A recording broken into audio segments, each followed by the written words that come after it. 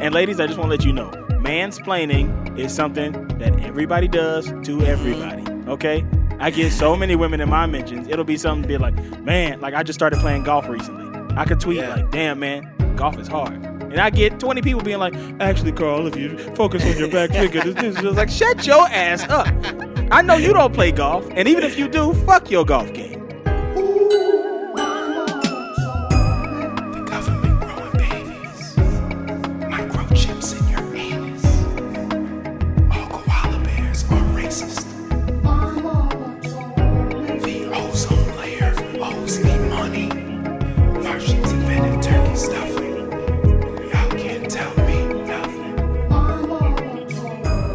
Woo! Welcome, ladies and gentlemen, to an exceptional, a wonderful, a spectacular episode of My Mama Told Me, the podcast where we dive deep into the nooks and the crannies and the bras and the panties of black conspiracy theories, and we work to finally cast our vote on whether the California raisins are allowed to say the word nigga. They're black. They're clearly black. But are they actually black, or are they voiced by some man named like Anthony? You know what I mean? But not a black Anthony, not Anthony, but just a regular Anthony who's pretending to be a black man for money. Who knows? It was a different time in America. I'm doing well. I'm your host, Langston Kerman, as always. I'm excited to be here. I'm in a bit of a weird place right now. I was going down my Instagram Explorer page this past week, and for some reason, in the past day and a half, my Instagram Explorer page has now become almost exclusively old women with fat asses. That's it. It's just these old ladies, these gray-haired meemaws with big old dumps in their trucks.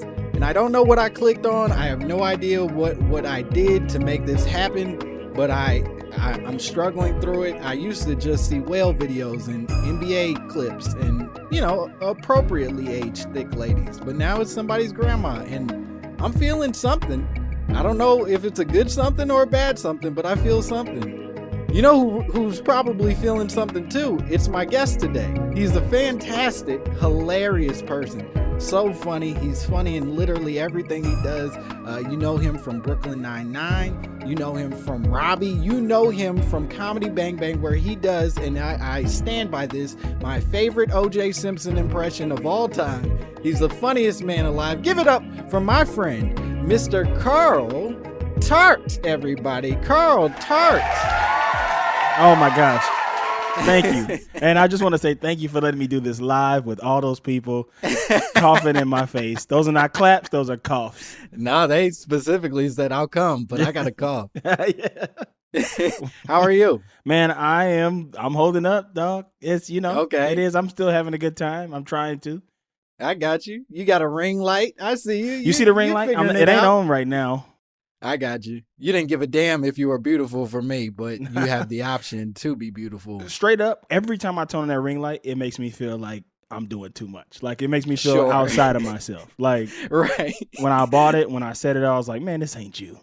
What have you become? This is a different person than I've created in the world, and then I've given people the impression that I am. I can't commit to this. The 17-year-old thug me is like, man, you've changed, cuz. Right.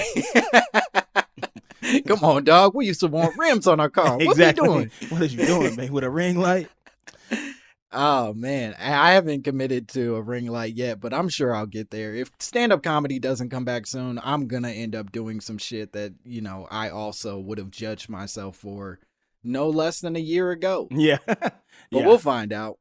I'm very excited that you're here. You sent me a conspiracy theory that I had heard before, but I don't know a lot about, or certainly didn't know a lot about before you sent it over. And I wasn't even sure if it was just like some wild shit that some people say, or if it was like actually a conspiracy theory. But the conspiracy you sent over, you said, my mama told me. Don't eat spaghetti from a woman you don't know, or she might put her menstrual blood in it and put a hex on you. Yeah. My grandmama used to say that, and my mama said it as well.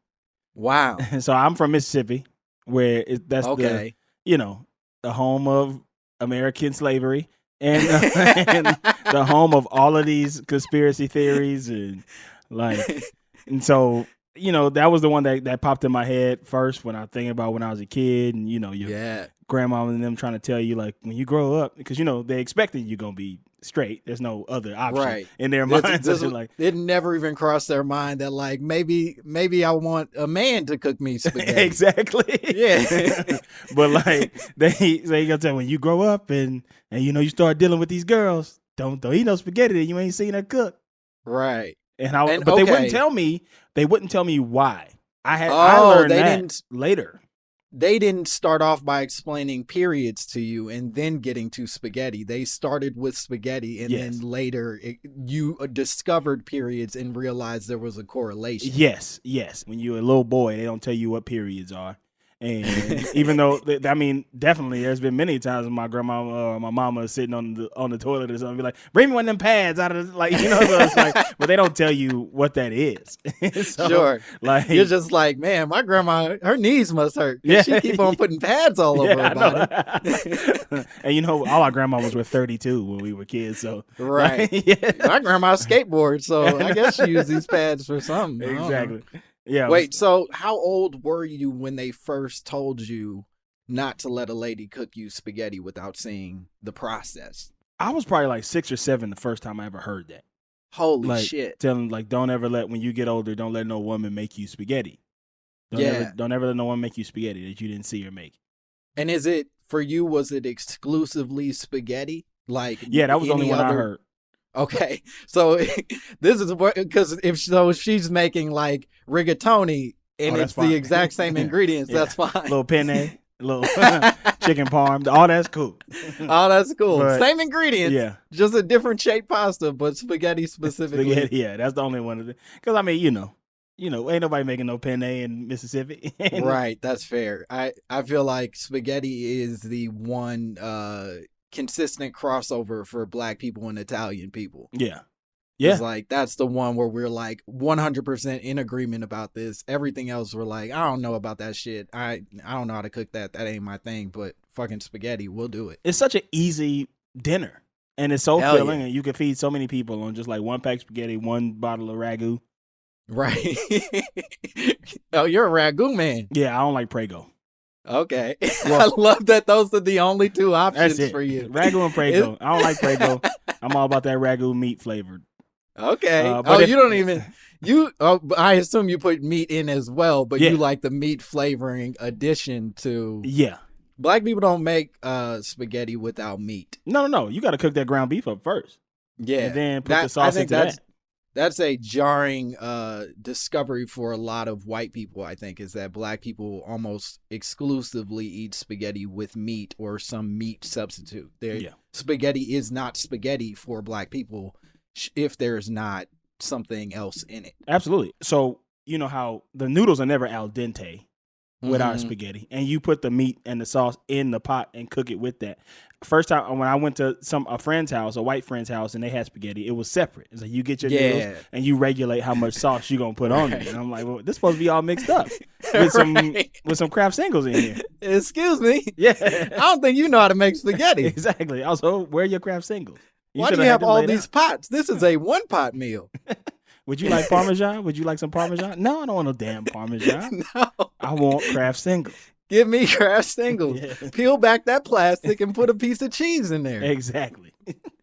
Okay, so you're hearing this at 6 years old, 7 years old. What is your initial response? Are you immediately like, oh, okay, for sure, I understand? Or is it just one of those things?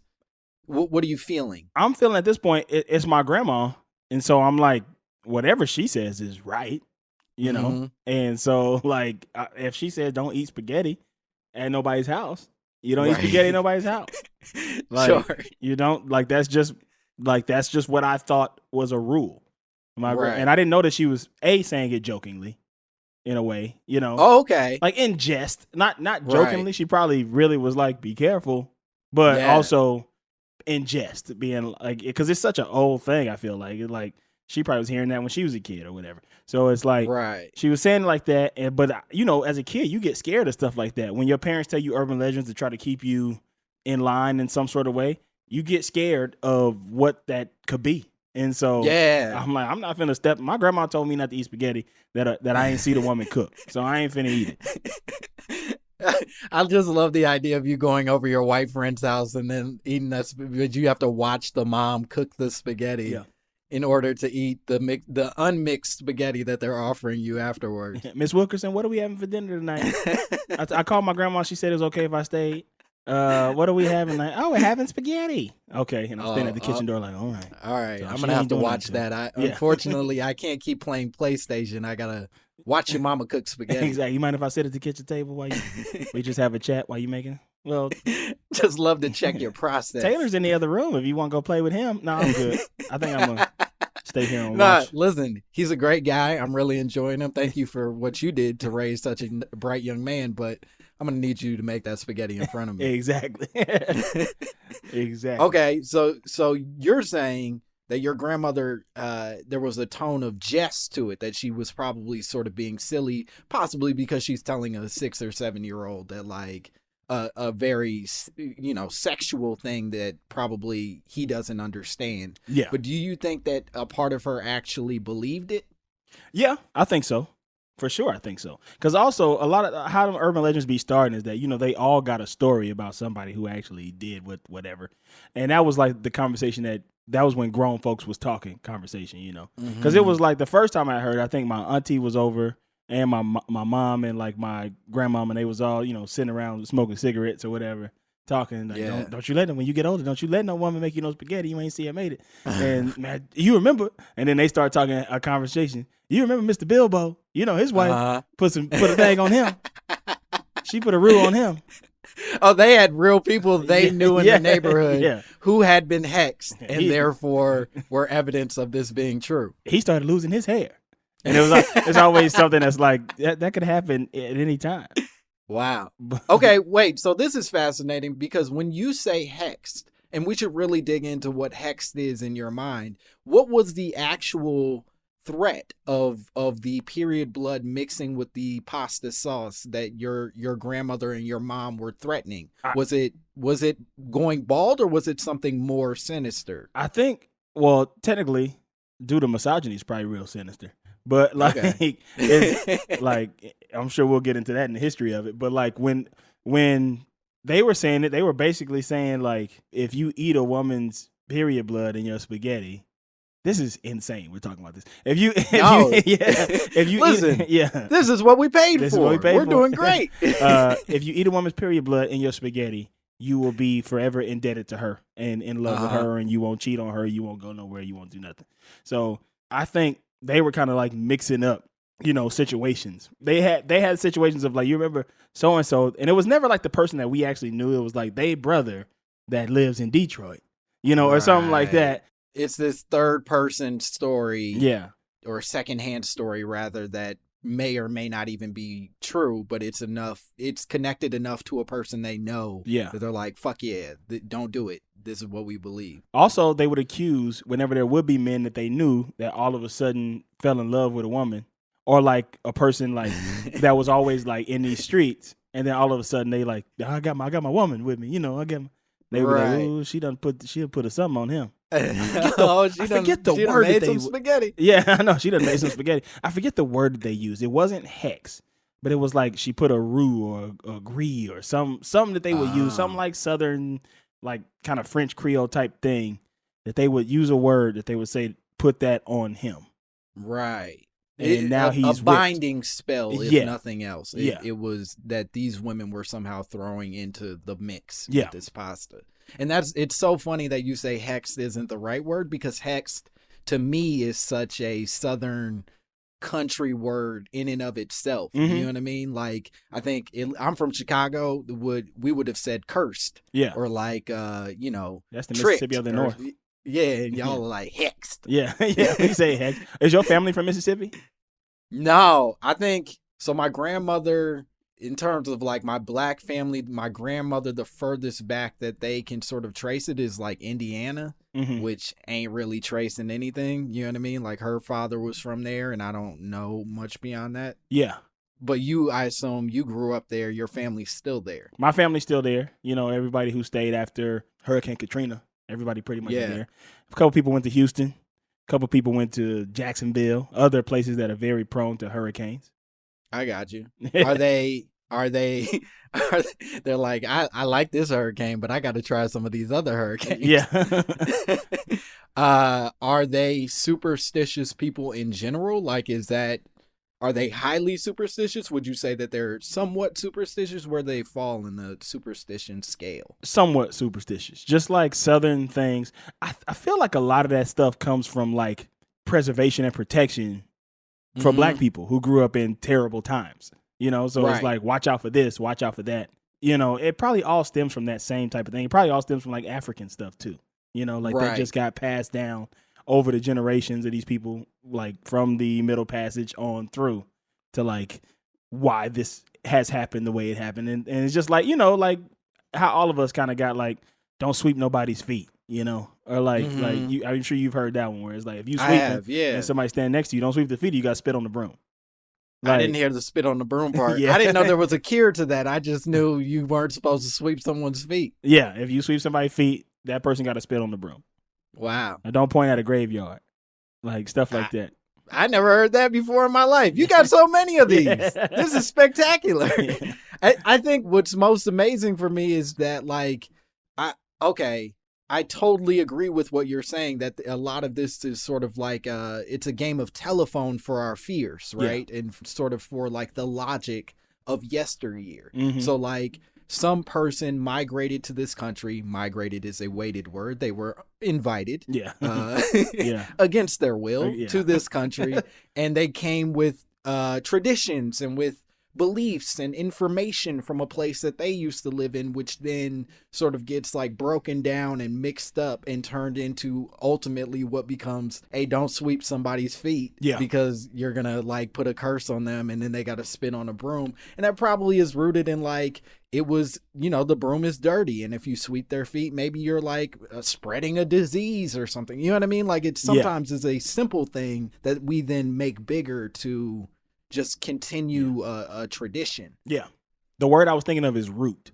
Put a root on them.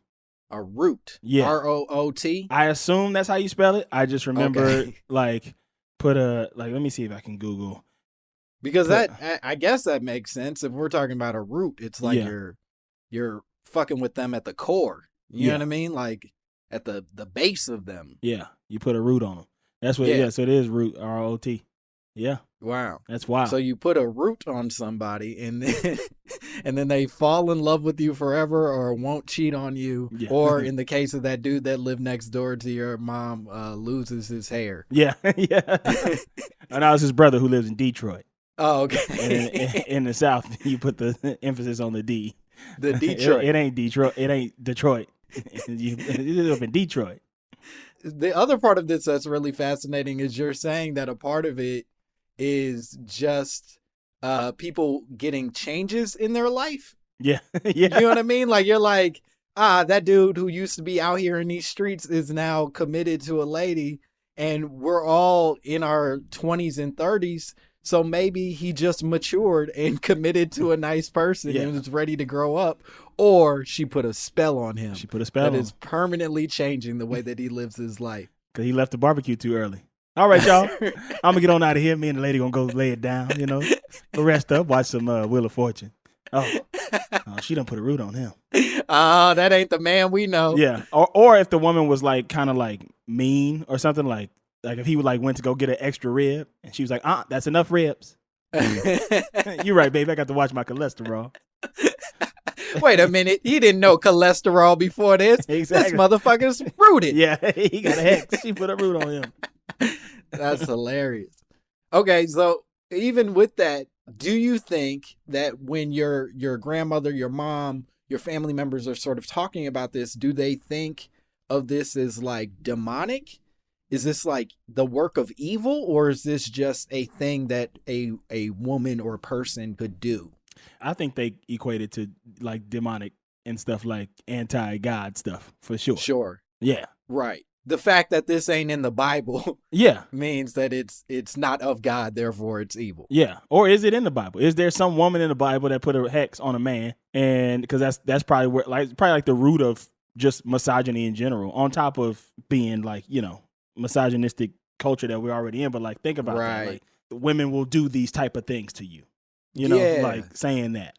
No, I mean, to that point, almost every misogynistic thing I could do, I could cite a Bible verse. Yeah. You know what I mean? Like, if I decide to beat my wife, there's a verse that'll be like, yeah, he had to do that. He had to do it.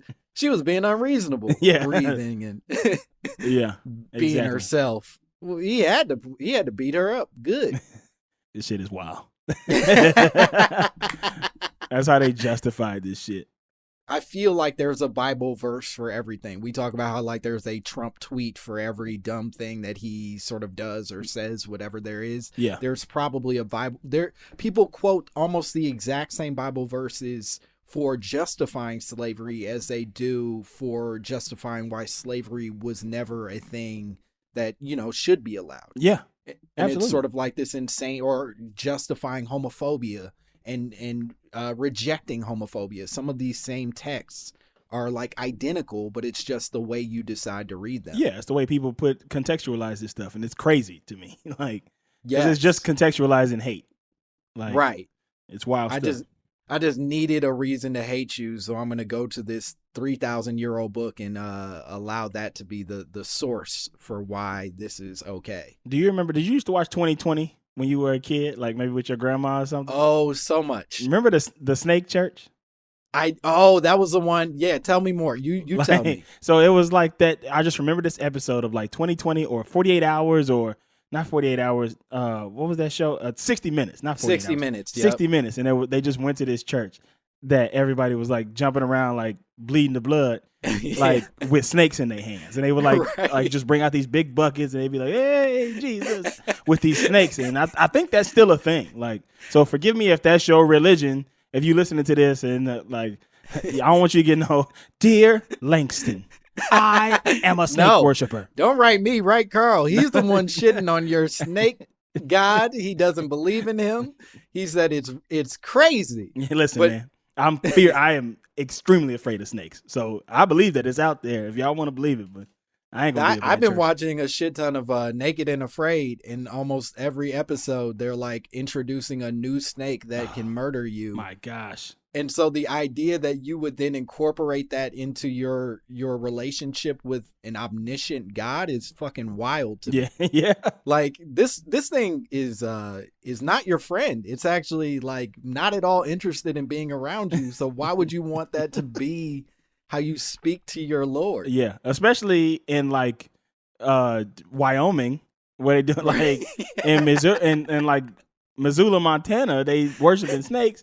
And it's like, man, I was out here chilling. And you can say, I'm not about to bite your ass. Right. There's only 8 people in Wyoming. Yeah. Why would you, one of the 8, come get a snake and then trap it and not just let it be free in this big space? Yeah, you really about to talk to God because I'm about to bite your ass and kill you. Oh, man. Okay, we're going to take a break and we're going to be back with more Carl Tart and more My Mama Told Me.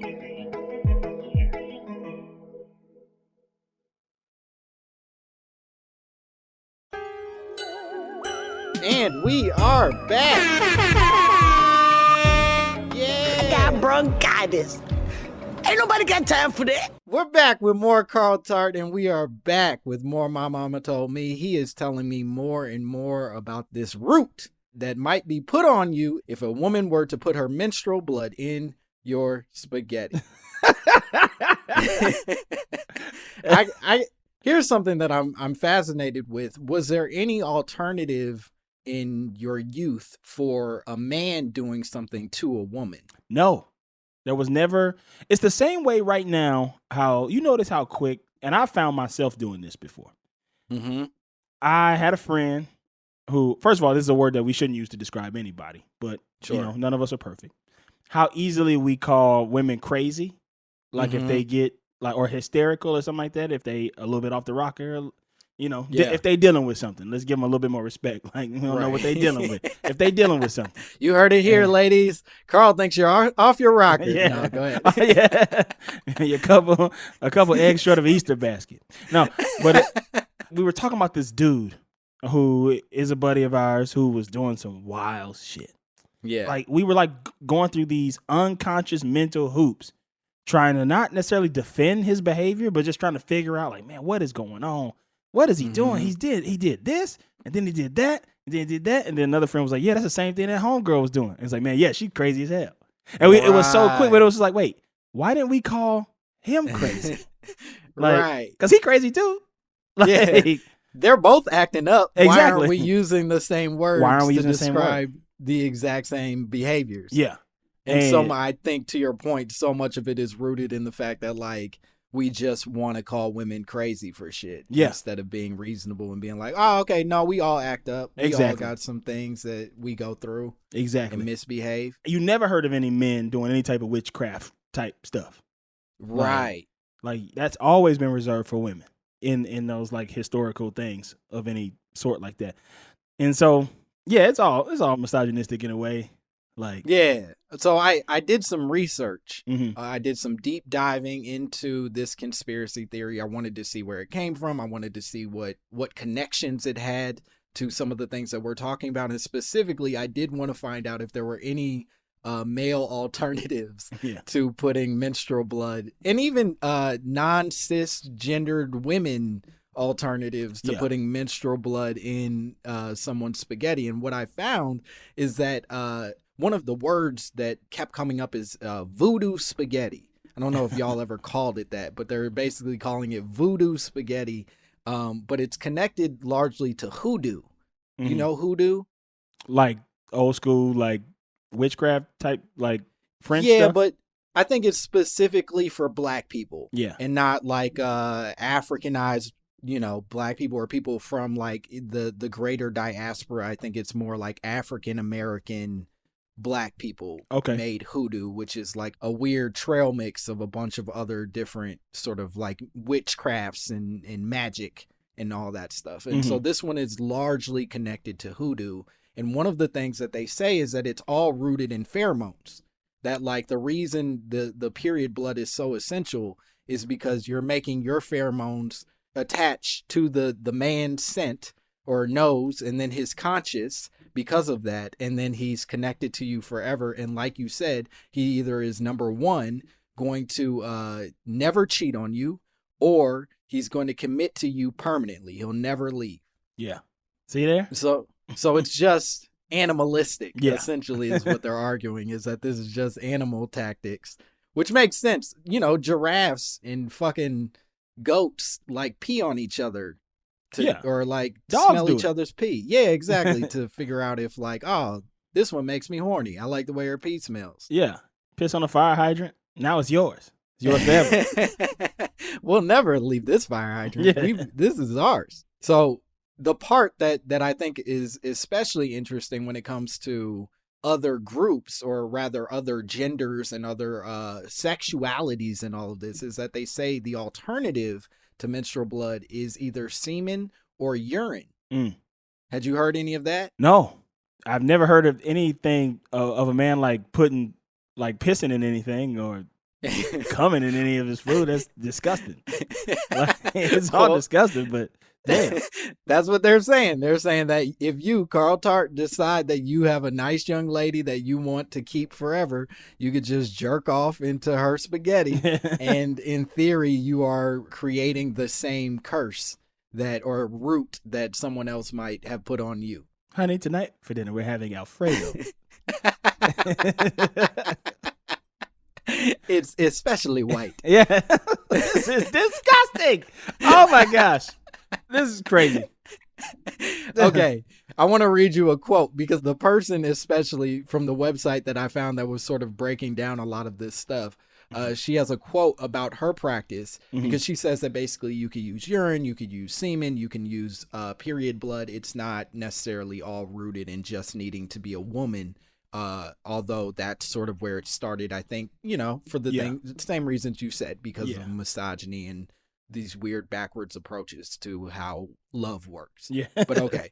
A quote from a woman named Catherine Ranwode, I think is how you would say this. And she says, I have done this often. She's referring to placing these hexes on her lovers. She says, I have done this often with uniformly good results. I have directly fed gobbets of menstruum to my lover from my fingers as one might feed a pet. This was done to bind him, but to avoid the sneakiness of slipping it into his drinks. I want him to know how much I want him to be mine and to know that I am working the spell on him right out in the open. That's some freaky shit. They on some freaky shit. If he knows, they on some real freaky shit. Yes. They about that freak life. Gobbets of menstruum. Menstruum from my hand. I didn't know what a gobbet was. Yeah, we learn something new every day. We got a new vocabulary word. We learn it in a disgusting way. So I think what makes it fascinating is that for you, when you were growing up, this was presented as like a secretive thing. Yeah. That like this was exclusive to women sort of doing it in this backhanded way. Yeah. To trap a man. Yeah. And she's saying, nah, I do my spells in the open. I finger feed him like a pet. He knows what he's getting. Right. Is there any quote in there where he responds like, yeah, she be doing that? Hey, a gobbet's a gobbet. You know what I mean? I had a couple gobbets last night, you know. I'm a little fool. My stomach hurt a little bit this morning. Somebody's like, you want to go for lunch? You're like, no, I had a big old gobbet last night. I ain't that hungry. I'm probably right gonna now. be good till about 2 or 3. Intermittent, you know, it's not my feeding when I'm intermittent fasting, you know. And once 4 o'clock hits, I have a couple gobbets, you know. But at that point, I get as many gobbets as I want to up until midnight, until I go to sleep. I'm on a strictly gobbet diet. Yeah. It's sort of like Atkins, but you know, it's gobbets. This is wild. Yeah, man. Oh, man. So this woman, I think specifically, is sort of doing this thing where she's trying to update the conspiracy theory or update the sort of, let's call it wizardry of whatever this is, the magic of all of this, where she's saying it isn't specific to just women. This isn't something that you have to do in like secret. This very well could be something you keep in the open, and any gender or sexuality or way of identifying yourself can participate in this kind of magic. So she's taking the stigma out of it. I think so, or at least trying to. Yeah. I'm taking the stigma out. Way. I am releasing my gobbets to take the stigma out of it. It's not witchcraft. It's not bad. Witchcraft is associated with evil. I'm doing this from a loving standpoint. I want this man to be forever indebted to me against his mental will in a loving way.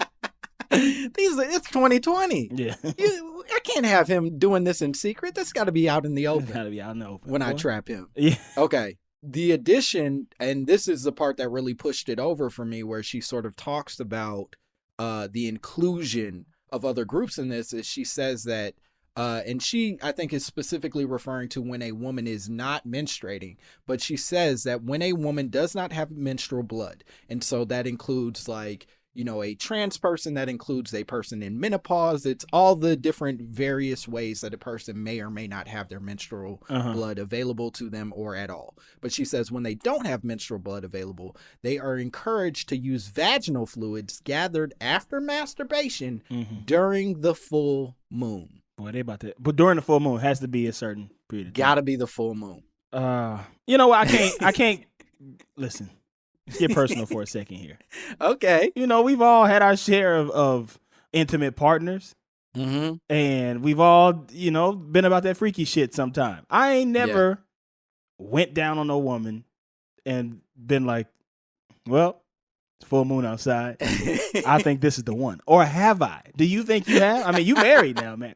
Like, I am married. You married, Langston. Was it a full moon first? I have no idea. And I said it to my wife the other day because I started reading about all this stuff, and I try to run it past her just to get a sense of what I, you know, if I'm saying something wild or inappropriate, all that stuff. And I was saying, I can't say for absolute certain that you haven't put a curse on me. Yeah. That you didn't hex me. But then I was like, well, you don't really make spaghetti. But she was like, I make zoodles. I make I make pasta sauce and zoodles instead of spaghetti. And I was like, damn. So that you could have easily put something in there. There you go. She says that and then just rolls out of the car. Right. While y'all driving? she just offs herself because she's like, I told him, I guess I got to die. I don't know. I caught you. I wonder about that. That's interesting. Now I'll be looking for full moons and be like, I can't. You get that call from the backslide and it's a full moon. And she's like, what are you doing tonight? You want to come over? Netflix? Hey? I'd love to eat you out, but it's a full moon. It's a full moon. How curses work. Yeah, it's a full moon out there. I don't think me and you are going to go any much further than this hookup situation. I don't want to be forced to. I don't want to be forced to by the laws of nature. Therefore, I'm going to stay home. I don't need any hoodoo happening on me, so I'm just going to chill. But please call me in 3 days when the moon is slightly less full. It's going to be, fuckboy's going to be outside looking at the moon, being like, I can't do it tonight. I get trapped. Okay, so one of the things that I especially was concerned about with this is there any possibility of this being risky? Like beyond like being trapped, right? Like beyond the concept of like, okay, this woman who I may or may not have been meant to be with tricks me into being with her forever. Is there like any chance of like a disease coming from all of this? And so there were quite a few articles that basically said that eating someone else's blood is not good. Like you're not just supposed to eat someone's fresh blood. Like the gobbets, that's not something you're supposed to be tasting from another human being. Well, you've seen tweets where it's like, a girl be like, y'all ain't mature. Y'all men ain't mature because y'all ain't going down on y'all girlfriends when they on their periods. Y'all think that's nasty. Y'all think periods are gross. My man is mature. And it's like, see? And if there's medical proof that is not a good idea. And they don't say it's just that blood carries a lot of like pathogens, right? Yeah. And blood-borne pathogens specifically. So they don't say that it's dangerous, assuming that the person you've committed to is clean and safe and all those things. Yeah. But if you're just going down on women willy-nilly, part of the commitment you might be making is that y'all share a disease now. So might as well. All right, I guess we go together since we both got this. I guess you gonna be my special someone forever. Yeah. Or at least for another 8 years before we don't exist anymore. Oh my God.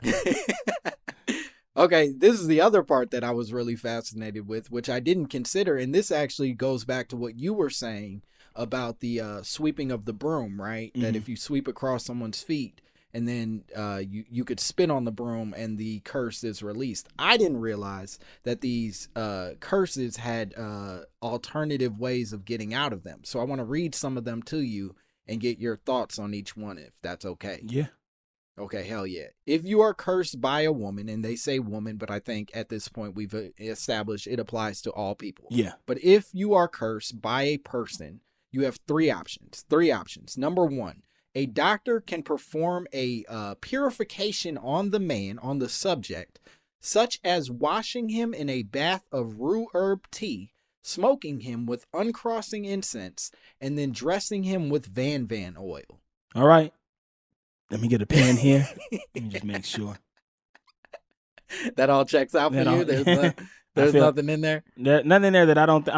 incense... I guess like burning sage or something like that. I think it has the same quality as burning sage. I'm sure that, I don't know what uncrossing incense is. I have no idea what Van oil is. Uncrossing incense is probably just going like this. Well, you can see me. They can't see me. But like just like waving your hands from side to side, making cross motions with your arms.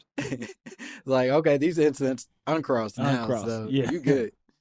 Okay, so that's number one option. Number two, if the man has been rendered impotent by the enemy woman is what they phrase it, or how they phrase it rather, which apparently is part of the curse, that like the curse is just a general curse, but often is used for love and commitment, but could easily be turned into making your dick not work. Yeah. But if the man has been rendered impotent by the enemy woman, he can perform a specific spell of his own, such as drawing cross marks on his penis for 9 days or pissing into red ants to restore his manhood. That's easy to do. Pissing in a fire ant bed. That's easy. Do you know where a lot of fire ant beds are sort of like located? I mean, in the South for sure. Well, Okay. my grandmama's yard, we used to be running around with no shoes on and get ate up. Yeah. Yeah. So you do. I actually could not tell you where I would find a fire ant bed if I were to be cursed with impotence.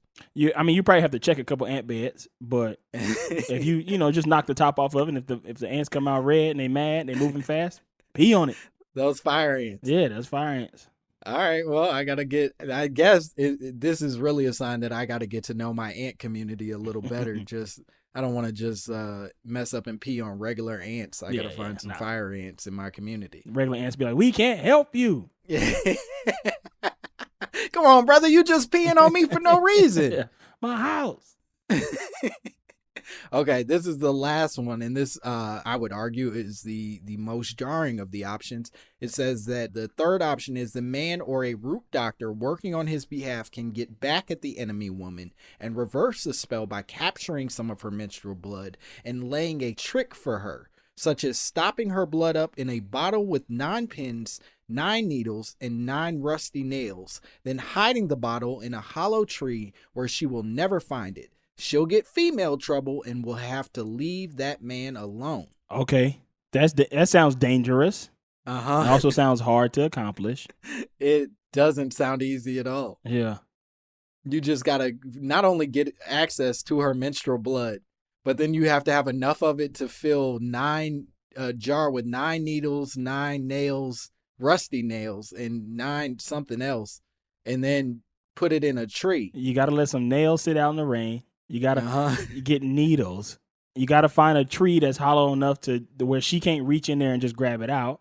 You have to do it in secret enough. So I guess when she's like at work or something, you have to find a tree to hide it I do in. love the idea of a working woman who also is committing hexes on people. Yeah. It's like, yeah, No. she's a wizard, sure, but she got a day job. Yeah, she's a witch doctor, but she also works at the credit union.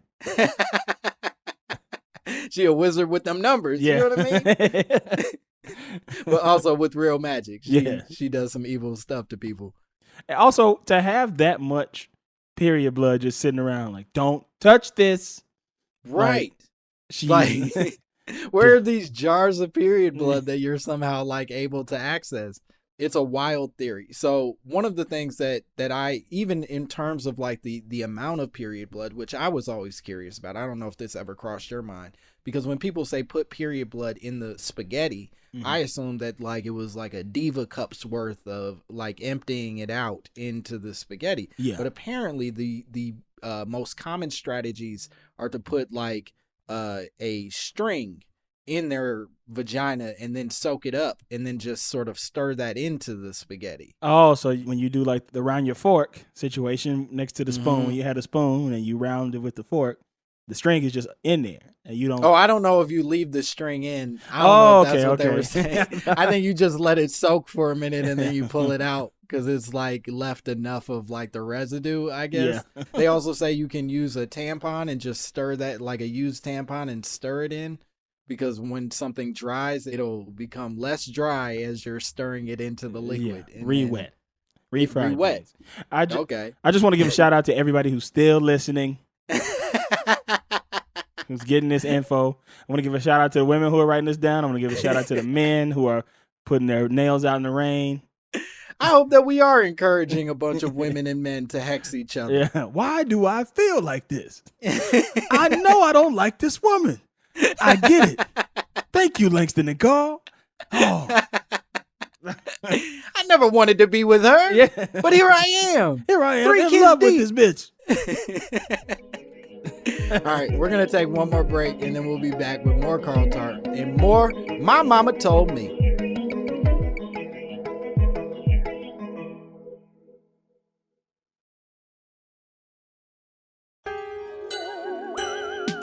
We are back. Yeah. We're back here with more Carl Tart and more My Mama Told Me. We are still talking about the hexes that anyone of any gender in any community can put on another person by sharing their bodily fluids, unbeknownst to them or beknownst to them. Is that a thing? Can you say beknownst? Beknownst. I mean, the one lady says her man is beknownst. The goblet lady is beknownst. The goblet lady does assure us that her man is beknownst the entire time, that he licks it off her finger, much like an animal. Okay, I want to play a game. We're going to play a fun game. All right. And this game is exciting. It's a game that I like to call Homemade Hotel. You raggedy bitch. Okay, here we go. I'm going to present you with a pretty innocuous, pretty widely supported fact. And then I'm going to ask you to make a much more sinister conspiracy theory from this. Okay. Any conspiracy theory you want, you go as far or as not far with it as you want. Just the only correct answer is the incorrect answer, if that makes sense. Sounds good to me. Hell yeah. So, okay, the fact that I am presenting to you is that Elvis Presley, are you familiar with Elvis Presley? I am. Also a Mississippi native. Oh, that's right. He is from Mississippi. Mm-hmm. Do you have fond feelings for Elvis Presley? Absolutely not. Okay, sure. He stole a lot from your people. Absolutely. My granddaddy was the real Elvis. I was about to say, your Uncle Tart was probably the man who he originally stole shit from. Absolutely. Okay, well, Elvis Presley, on the day that he died, I'm sure you're happy to hear he didn't make it. Elvis Presley, the day that he died, apparently, before he went into the bathroom, he died on the bathroom. He was actually going to read a book while he was going into the bathroom. And before he went into the bathroom, his final words, apparently the final words this man ever spoke out loud were, "Okay, I won't." Now, the white man will tell you that the reason he said that is because she told him not to fall asleep while reading the book in the bathroom. I want you to hotep that shit. Brothers and sisters, welcome. My name is Mujahid Musin Bey. I hope everybody's drinking their water and eating their green vegetables because nothing that comes out of the ground is white. So please put that cauliflower away, brothers and sisters, queens, kings, queens and kings of a different nation. I came here today to talk about brother Elvis Presley. Or should I say Devil Elvis Presley? Devil Elvis. Who stole, so much property, so much land, so much from the brothers and sisters, the kings and queens of yesteryear. Real land, fake land. He stole it all. Yes, that's correct. That's correct. And before he took his untimely trip to hell, which I assume is where he is located currently, he graced us with the words, "No, I won't." Let's break those down. No, I won't. How many letters in the phrase "No, I won't"? 7. 7, the divine number. If you think about it, 777 at the casino. That's bingo. That's bingo. That's a jackpot. Let's break that down. Jackpot. 7 letters also. Think about it. You hearing me? Thinking. Y'all don't hear me. Y'all don't hear me. Oh, we hear you. All right. Think about this. No, I won't. When do you say no, I won't? You say no, I won't when you don't want to do something. Okay? No, I won't. Yes, you will. No, I won't. Think about that. What he didn't want to do was give credit to the black man for everything that he had stolen. The land, the physical land, the metaphysical land of music. What he stole from Chuck Berry, what he stole from Little Richard. Yes. They said, give it back. And before he walked into that toilet to flush his life down to hell, to empty himself for the last time. Empty himself for the last time, to shit out all of his innards. He said, no, I won't. And then died. Think about it. That's what he didn't want to do. He didn't want to give credit to the black man, to the king of which he stole and made millions his whole career, Graceland. No Graceland. He died with no grace. Think about it. It should have been called Kingland. I hope all of you people are drinking your water and you are eating your green vegetables. Please buy my book. Please buy my book. Buy that book. Those are black voices cheering for you. Hell yeah. I do think there's probably, well, first let's remind everyone it was okay, I won't. But I love that you made it no. I love that you said, fuck it. It's no. This man was a bad man, and he said no as far as I'm concerned. Yeah. That's just a rewriting of history by the white devil to say, okay. Thank you. Mm-hmm.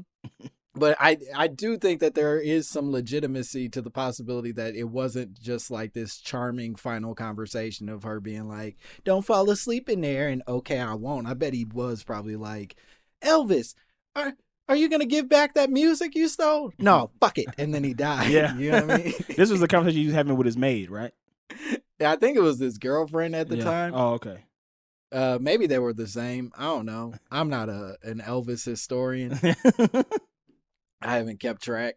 In doing looking up for a fun fact about Elvis, I did realize that he's a karate expert.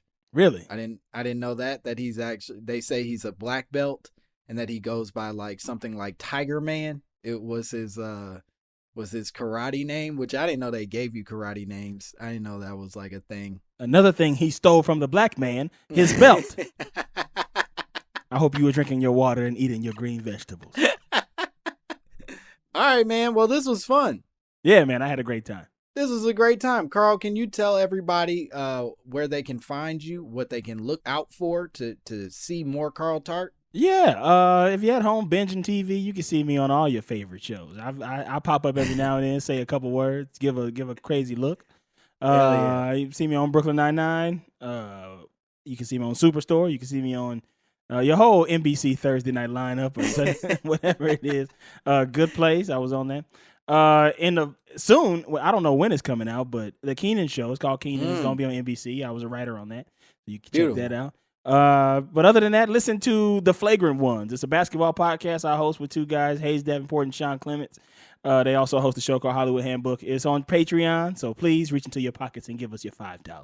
Yeah, stop being broke bitches and give them your $5. Everybody, y'all getting those stimulus checks. The Republicans approved them once again today, so y'all going to have $600 coming. Go ahead and make that $5.95. Go ahead and make that $5.95 and listen to my basketball podcast. Yeah, why would you waste that money on food and sustenance when you could listen to Carl's basketball podcast for almost a fifth of what the government is going to give you? It's a lot. It's a lot when you think about it. Listen to the basketball podcast. We're going to be talking about the bubble. And other than that, just follow me on Instagram at DammitCarl, DammitCarl. I deleted Twitter. Okay. R.I.P. to Carl's Twitter, but please follow him. He's so funny, and I'm so happy he was here. And as always, you can follow me at Langston Kerman on both Instagram and Twitter. I'll never leave you, Twitter. You mean the world to me. I love how toxic you are. Please keep breaking my spirit every day. Have you turned off your notifications yet? I haven't turned off my notifications, but I do feel like that's coming. Yeah, I couldn't do it no more because even after turning off all my notifications, I was still seeing shit. And it wasn't even just people directing stuff at me. It's just the take culture of Twitter. I just had to be like, yeah, man, I'm out, dog. I don't want to sit here and see I never want to see another that's it, that's the tweet situation. Because it's never a take that I care about. Even if it's something that I actually do care about, I don't want to see you talk about it. Right. Now that you said it's good, I don't like it no more. Exactly. I had to go. But I'm still on Instagram posting pictures looking at ass. So send nudes, ladies. Send nudes to Carl at DammitCarl. And thank you so much for following and listening. And this has been another amazing episode of My Mama Told Me.